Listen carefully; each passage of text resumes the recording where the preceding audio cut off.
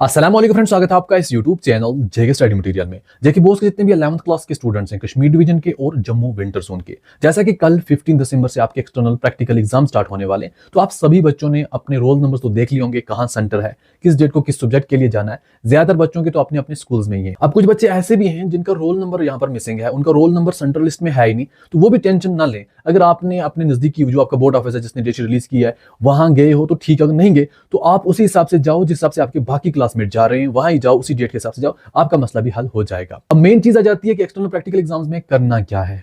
कहीं फेल तो नहीं कर देंगे। हाँ, फेल सिर्फ उन बच्चों को करेंगे जो वहां पर जाएंगे नहीं, जो यहाँ पर एब्सेंट रहेंगे। अब यहाँ पर एक चीज और भी याद रखना, कोई यहाँ पर बच्चे ऐसे भी होंगे ना जो अपने आप को एक्स्ट्रा स्मार्ट समझते होंगे, यार मुझे तो फिजिक्स में 70 में से 70 आ जाएंगे, अब क्या जरूरत है मुझे एक्सटर्नल प्रैक्टिकल एग्जाम देने की, मैं तो पास हूं।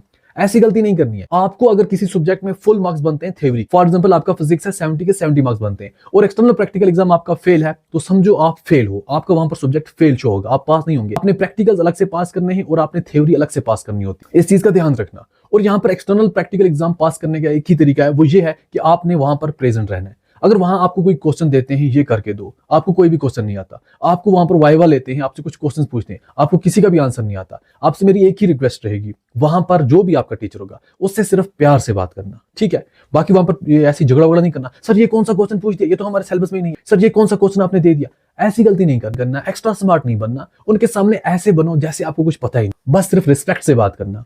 अगर आपको कुछ भी नहीं आता ना, वो फिर भी आपको पास कर ही देंगे। अब जैसा कि प्रैक्टिकल्स बुक भी आपने साथ में रखनी होती है, वहां पर जो भी आपने एक्सपेरिमेंट्स किए हैं, जो चीजें भी आपने लिखी हैं, उन सभी पेज पर एक बार अपने टीचर से साइन करवा देना और अपने स्कूल की सील लगवा देना। ये यहाँ पर जरूरी होता है। अगर आपने अभी तक नहीं लगवाई, जैसे आप प्रैक्टिकल के लिए जाओ सबसे पहले अपने वहां टीचर्स को ढूंढो, उसको टिक लगवाओ, फिर अपने स्कूल्स की सील वगैरह लगवा दो, तो वहां भी मसला हल हो जाएगा। और जिन बच्चों ने प्रैक्टिकल्स बनाया नहीं है वो भी टेंशन न लें। ऐसा नहीं कि आपको पूरे मार्क्स प्रैक्टिकल बुक ही बनते हैं, बट हाँ, अगर आपके पास टाइम है, आपका यहाँ पर एक्सटर्नल प्रैक्टिकल कुछ दिन बाद है, तो आप उसको बना दो मार्क्स गेन करने के लिए। बाकी अगर आपको कल ही पेपर है, आपने कुछ भी तैयार नहीं किया, तो भी टेंशन ना लो, कुछ मार्क्स कम ही मिलेंगे क्योंकि आपके पास वो बुक नहीं होगी, उसके अलग से मार्क्स होते हैं, बट पास जरूर हो जाओगे। तो इसलिए एक्सटर्नल प्रैक्टिकल एग्जाम देने के बाद आके टेंशन में नहीं रहना, हमें तो उस क्वेश्चन का आंसर ही नहीं आया, हमने ये किया, हमने वो किया।